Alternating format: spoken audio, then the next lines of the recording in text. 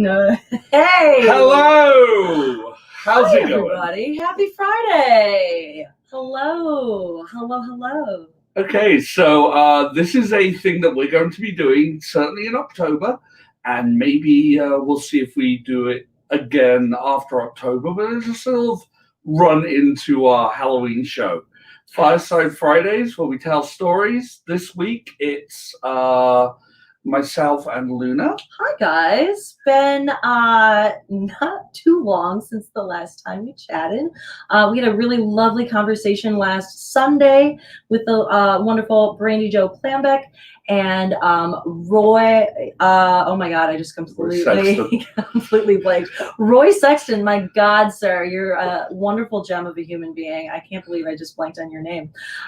Roy and Brandy Jo, we had a great time on Beyond the Ghost Light, which is a monthly series, but we are looking at doing a weekly series where we come hang out, enjoy some cider and donuts and the fall things in life, because it's fall. Exactly. And what's better at this time of year than gathering around a gigantic fireplace? Massive. A gigantic fireplace and telling stories, because, you know, that's where stories often happen, around the fireplace. Or in it, if you're a borrower, which we apparently are.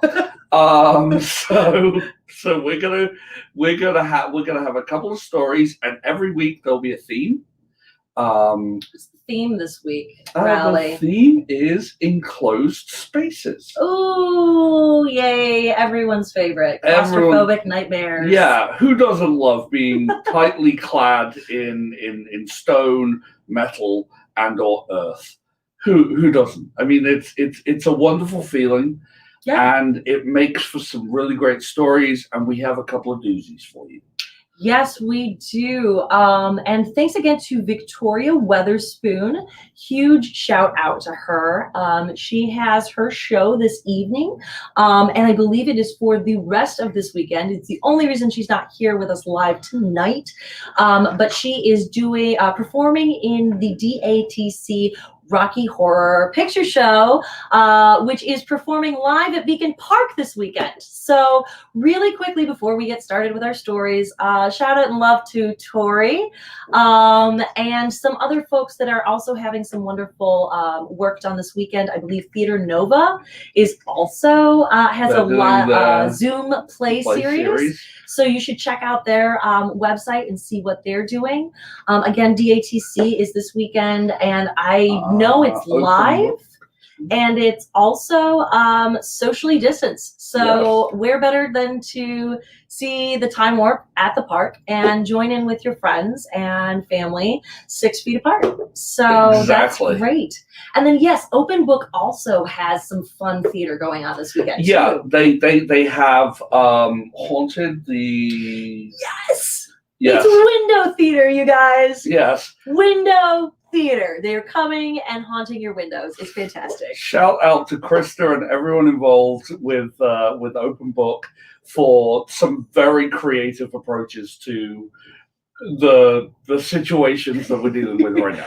Open Books like what? We can't use our space? What is space? We'll come to your space. It'll be great. We'll use windows. We'll use driveways.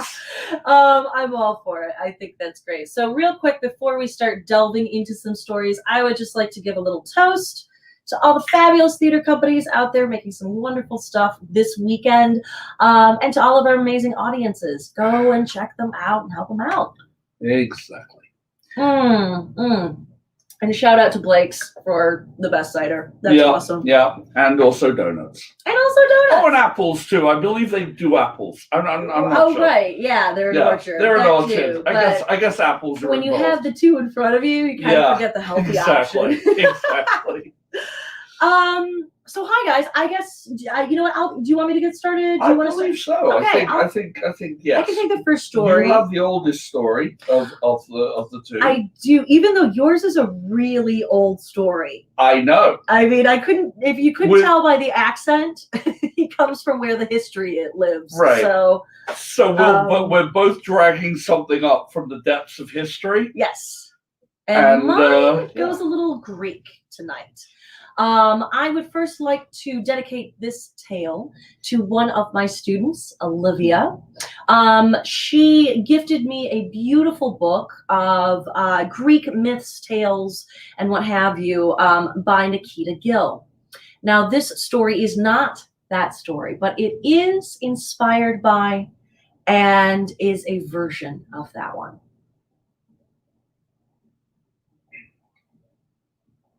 It was dark and wet inside the god. With each struggling breath, she slid down past the suffocating walls of warm, enclosed flesh, gasping as waves of primordial fluid pulled her down.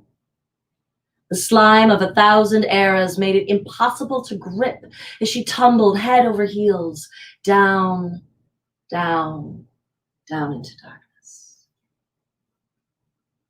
How had it come to this? The betrayal from the god that she'd first raised as a boy, her brother, then as her brother in arms, and then finally as her husband. He'd been such a fierce babe, eyes flashing with unpredictable fire. The air had crackled around him, potent with potential, always ready to strike. Wise as she was, she never thought she would be the target. He'd not seemed that different when he returned from the Oracle. Maybe a little tired. That was understandable. Defeating the father of all titans, your father, is, well, it's no easy feat. And he'd laughed it off when she came to him. You know, he bellowed out for music and ambrosia and games. Ugh, he so loved the games. And the Olympians laughed and drank and gathered around their triumphant prince and Metis, the center of it all, his beautiful, eternal queen. Several cups later, and the meticulous goddess was laughing and cheering with the others, this queen of wisdom, tipsy in their revelry as they wrestled and leaped and raced across Olympus to the thunderous applause of gods and friendly titans. Had there been a shadow when he challenged her, to the oldest game in the book? Surely not. He had always had a bit of a temper, but not on this day of triumph. No, not as the sun gloried his curls with a golden crown. He did not yet know about the life that quickened inside her, and she would wait to tell him until the right time. Until after the wine and the company had dissolved away, and there was nothing left but the two of them on top of their very own mountain, twined in each other, inseparable. But all that would wait until she'd beat him first. After all, she could not resist a game either. He had allowed her the first turn, playing the part of the gracious lord, inviting her to take the very first form. So she'd begun by transforming herself into a lone wolf, sure-eyed, swift-footed, and ever hungry. He raised his cup to her and suddenly became a mighty hunter with fierce spear and steady aim. She immediately transformed into a tiger's shape, clever of claw, fierce of fang, and ready to devour the hunter. He roared with laughter and became a mighty elephant, long-tusked, with a giant trunk ready to crush a slinking tiger. She nearly giggled like a schoolgirl at this last move and shrank instantly into a stinging fly, quick and ready to bite beneath his elephant's swishing tail. And then all she saw was his mouth. huge and wet and red. And it was no longer laughing, but looming larger and larger until it blotted out the sun, until there was nothing except the huge gaping maw all around her, and then she was being forced, squeezed, swallowed down into the darkness. The insides of the god, however, are very, very different from the insides of the man. Where a man has a heart, lungs, organs to help him facilitate his existence, the inside of a god are no different, well, than the inside of a galaxy. Constellations conspire. Galaxies burst and die. No one sees any of this, of course.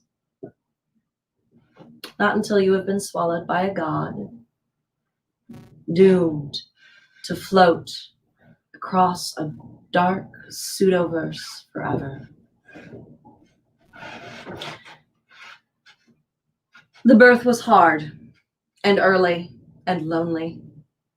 As the child's cries filled the darkness and comets burst across the emptiness, heralding her arrival with red flames, her mother gathered her up into a blanket, hastily stitched from stardust.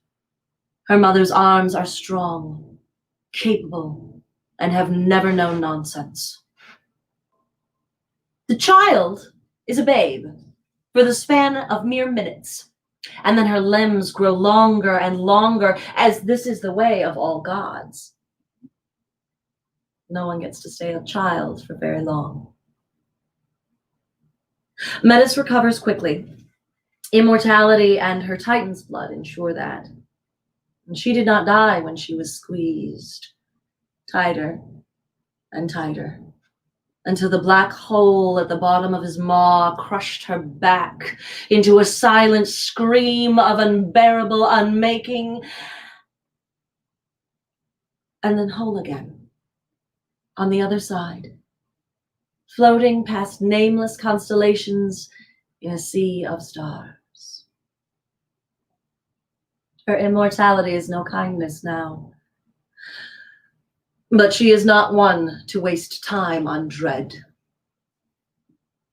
Metis takes her daughter's chin. Listen to me, girl. The child, startled into existence and wide-eyed, manages a nod. When you leave here, you are going to be the wisest and the most powerful of all the gods. Your name is Athena, and you will make sure they remember you the way they will choose to forget me. Understand? If you guard yourself well, no one will ever do to you what was done to me. A mother's silent prayer. The girl's flashing eyes may be new to this world, but she understands the gravity of this sort of promise very well. Her eyes harden in that moment, agate stones that look too old for her face. Yes, mother. There's a reason why the word meticulous comes from this ancient queen. Metis has, in the throes of her pregnancy, carefully turned the insides of Zeus into a map. Here was where the precious metals could be mined. This was where she could find spools of stardust to turn into robes. She twists the blood of planets into cloth. There's no end to what a Titan can do. All the while, Athena watches, listens, learns. This is her education. Her mother shows her how to make the best of terrible situations, how to customize wisdom into a weapon. She's mother, and she's teacher. Revenge has consumed every part of her that once held deep, soft, unfolding love. All that was left to Athena were the tools of Metis as teacher. The child's eyes honed brighter, and she began to develop fine, soft, hard edges.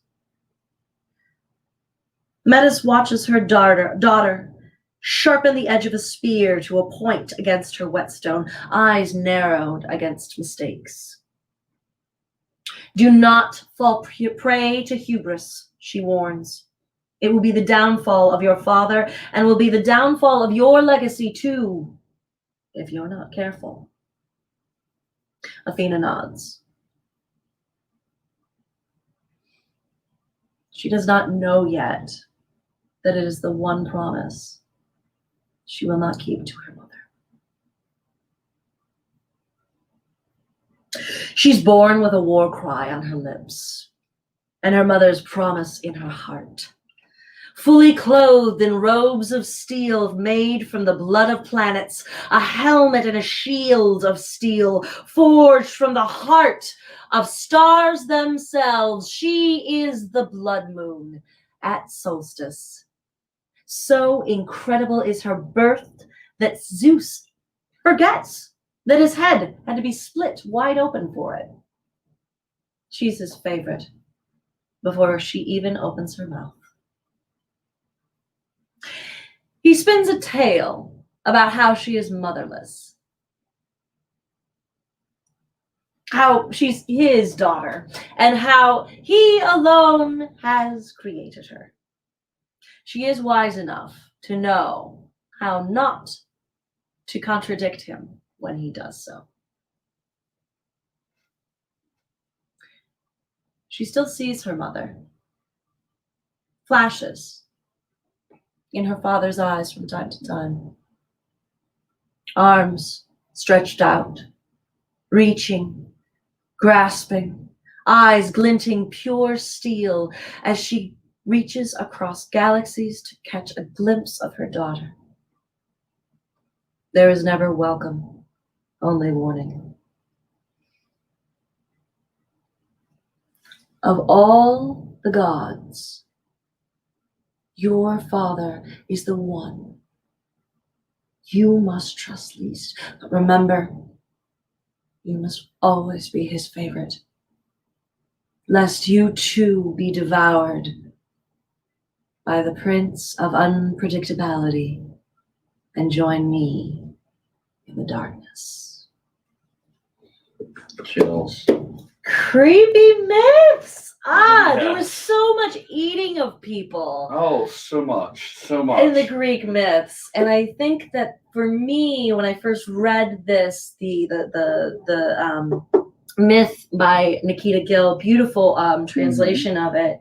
The gem, the gem of this story. That, my God, infinity trapped within confines of close flesh. It's just horrifying. And when you think of enclosed spaces, I feel like I usually start thinking about being buried alive or things where you're, maybe a tight car, the backseat of a car. Or Absolutely, like that kind of thing. Yeah. But I love the story of Metis because there is this idea, and you find it in various places, that Metis then becomes the voice at the back of Zeus's head, kind of his conscience. The voice of reason, the voice of reason. Back there. Yeah, exactly. And I don't know, but I suspect that part of the story of Metis is a remembrance of that time where humans switched over from where we didn't used to know. Stone Age Greeks. Yeah. Sort of becoming Iron Age Greeks. Yeah. Gotcha. And they're recognizing that voice in the back of the head is still the voice, but they also aren't sure whether it's a separate personality. Yes. There's this thing called the bicameral consciousness. It's a theory, but I find it seems to have some validity. Yeah. And I think that's where Metis originally, that story, it has many things, but I think part of it is an echo of that. Yeah. No, I love it. Just a great story. Beautiful. Thank you. Thank you. And I know, so I did not have time to prepare a story. So forgive me for reading this one. Next week, we'll have a little bit more time to get her down. But you didn't need time to prepare this one from your childhood, right? Yeah. Okay. So, as people may know, I'm from Stratford. Stratford upon Avon in England. Yes. So who do we find from Stratford? The founder of Harvard. That's someone. Shakespeare.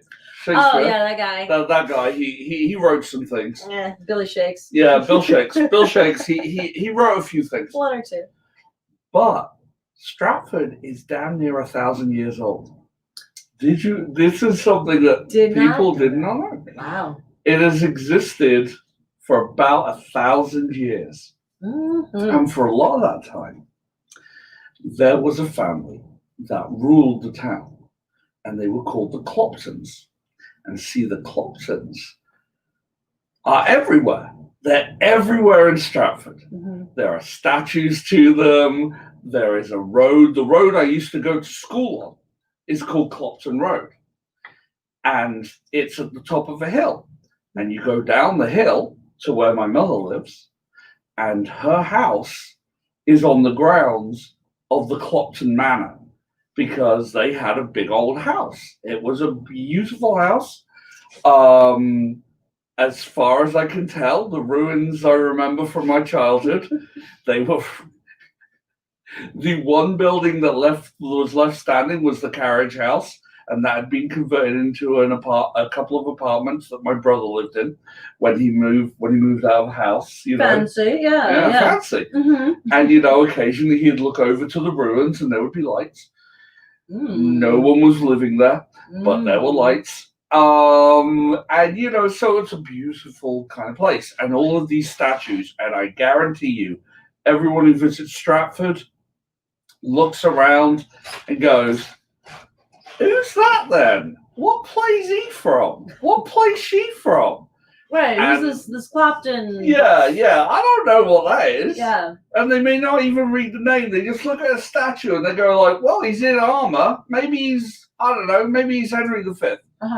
And the ghosts of the Cloptons are probably like, "You bastards.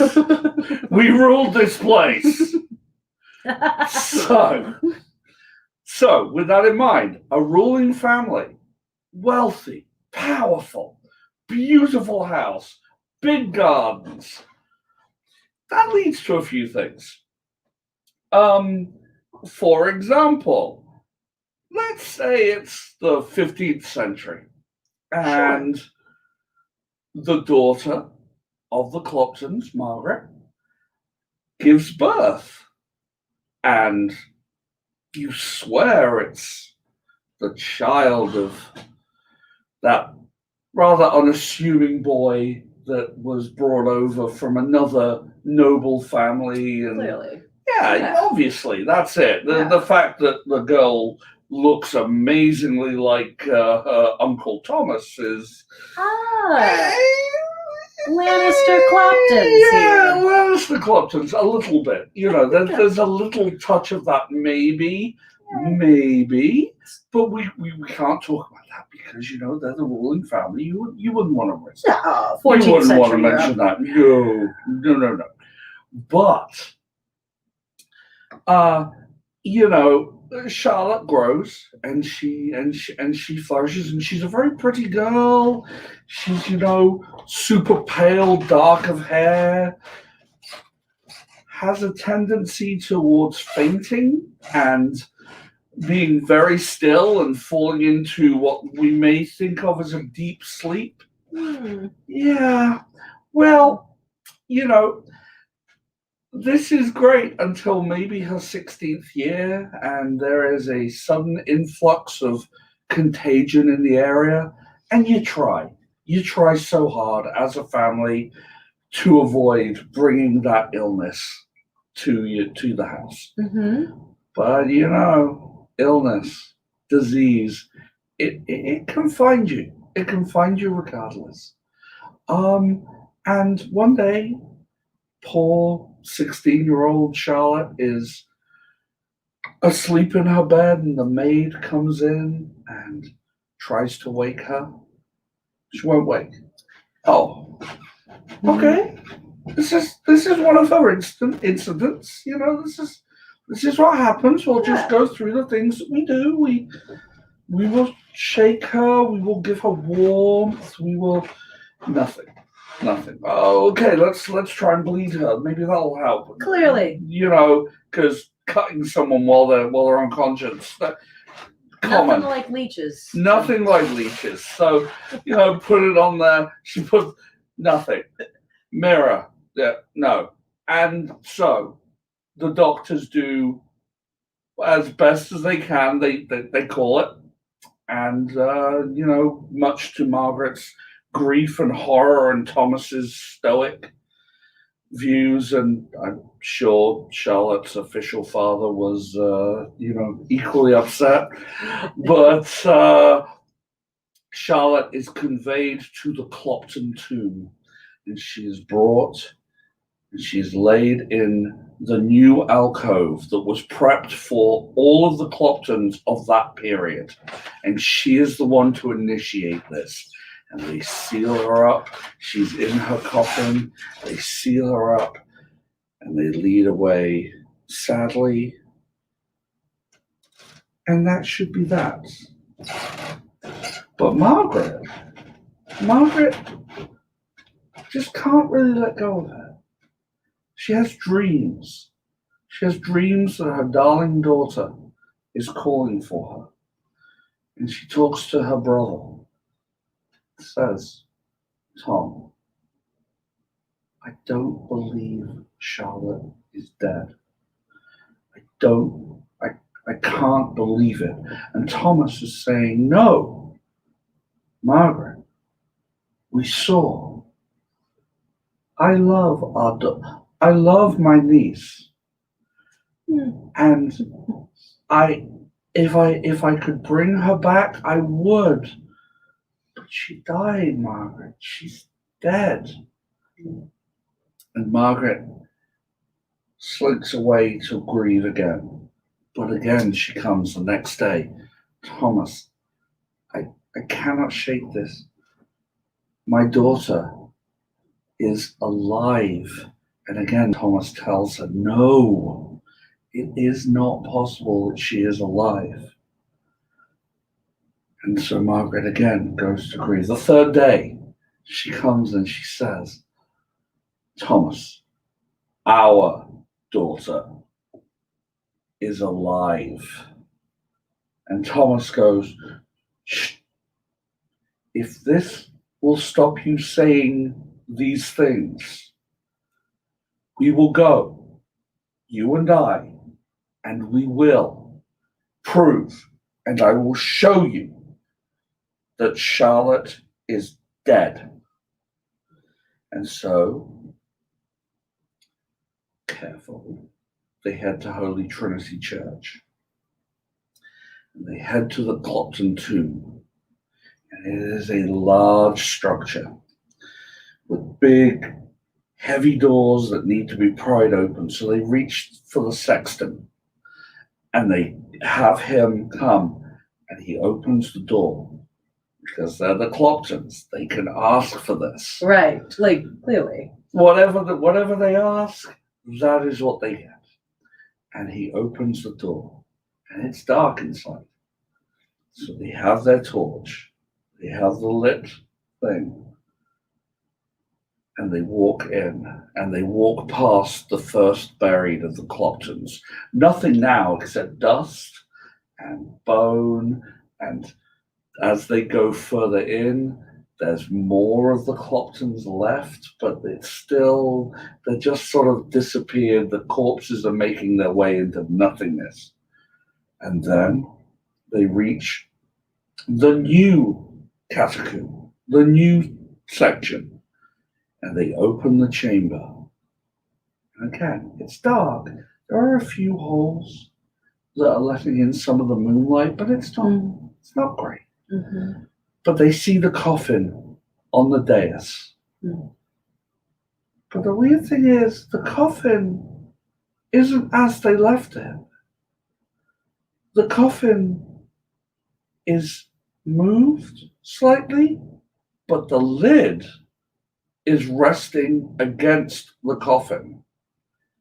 And when Thomas holds the torch closer, he can see 4 red lines this side, 4 red lines this side, as if someone had scratched and clawed at the lid. And being unsuccessful because as he holds the torch lower, there are dents on the inside of this thing, as if someone had kicked and punched until the lid had pried off.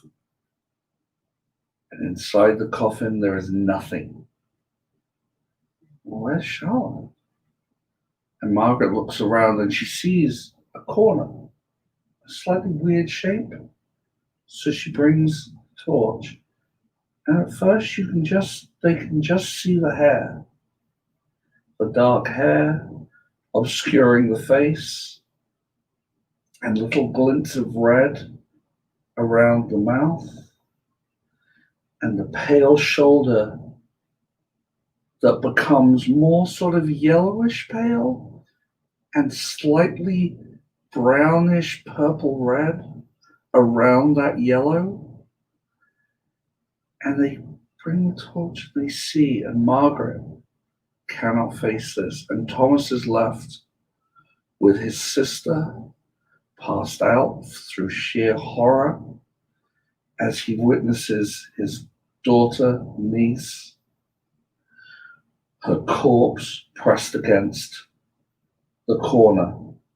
Because what she had done is she had broken from her coffin and tried to escape the chamber. And in her anguish, she had reached over and bitten herself clear through the shoulder. And in a way, both of the siblings were right. Charlotte had been alive, and Charlotte was dead. She just hadn't been when she'd been brought to rest.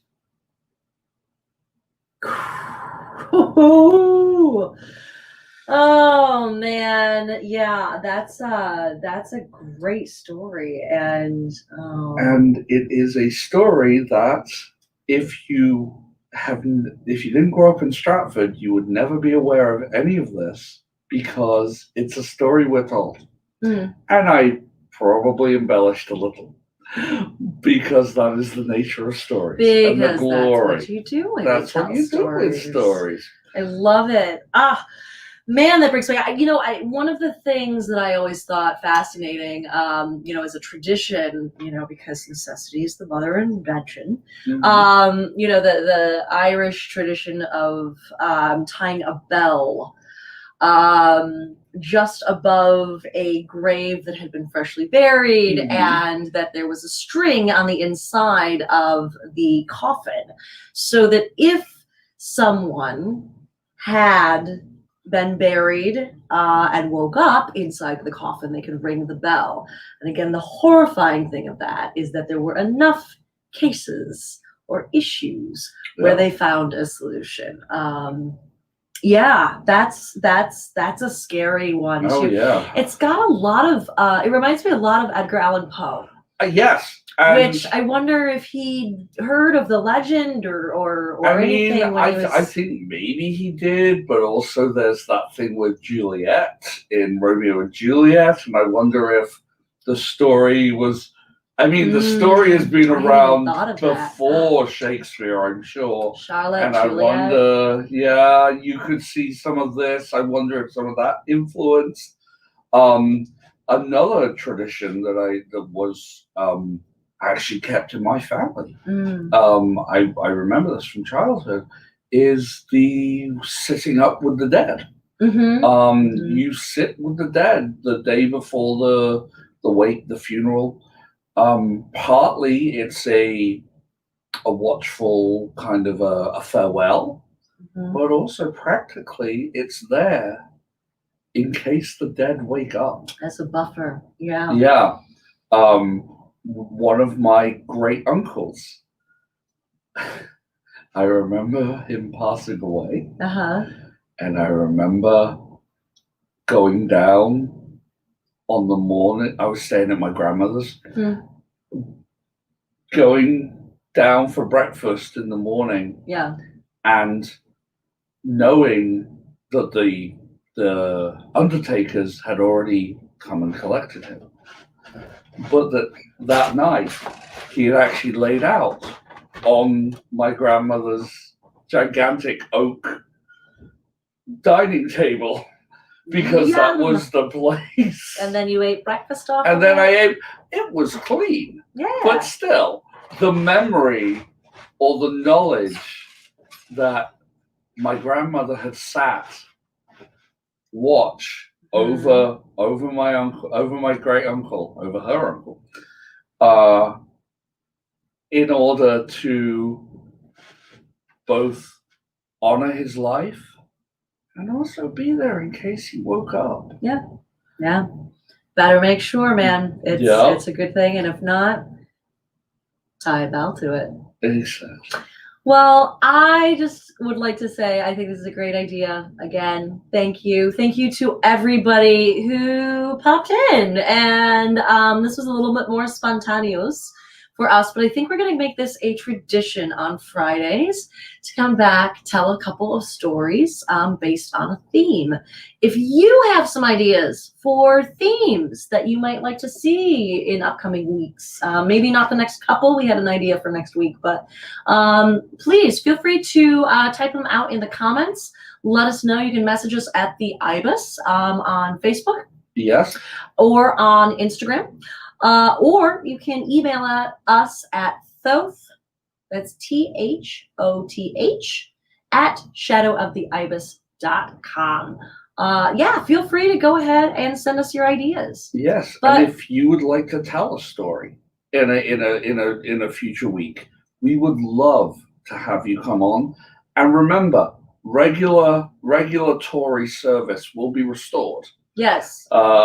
Yes. Soon. We cannot possibly eat all these donuts ourselves. So join us next time, and Tori next time, where we'll have some more stories and take on a new theme. I think that's going to be really exciting. All of this, of course, is driving up towards our Halloween weekend show. The Ibis is a Theater of Shadows company, which means that we play in the gray space between light and shadow when it comes to the stories that we tell. So clearly, we had to do a really fun, awesome Halloween show. Ours is going to be, there's a full moon. So there will be some intensely delightful werewolf themes, clearly. But come and check out Be Kind Rewind Blood Moon Edition on Halloween weekend, where we will be inviting several other storytellers. Thank you again for the people who are already starting to drop in your stories to us and your submissions. Absolutely. And starting to, and the show will be running through a collection of those stories with a nice little choose your own adventure theme over it. And if you would like to be part of that show, you can turn in a video of you telling a around 5-minute ghost story. Sort of the length that we were aiming at, maybe a little shorter, but like around 5 minutes. We're keeping it under 5. Yeah. And if you just turn it into that same address, Thoth at Shadow of the Ibis, we would love to have your ghost stories. And we will use those and also post them to our YouTube channel, which we will be launching with. Woohoo! So much stuff coming up. So much stuff coming up with the Ibis. So many spooky things. And on that note, it's a Friday, and I just want to remind people, thanks again, coming and hanging out, family, friends, food, stories. This is what we do in the harvest times. So thanks for sharing your Friday with us. Nick, it was a pleasure as always. my dear. Yeah. Any other last thoughts for our girls and ghouls out there before we head out for the weekend? Be careful out there. There are some true monsters around, as we've learned in the last couple of days. But be careful out there. We love you all, and we want to be able to have you hear our stories for as long as possible. Submit some stories. Feel free to join us. And thanks again for listening in. See y'all next week. Bye. Bye. I just realized that's a hilarious thing. Okay, now bye, guys, because there's no remote. So bye, y'all.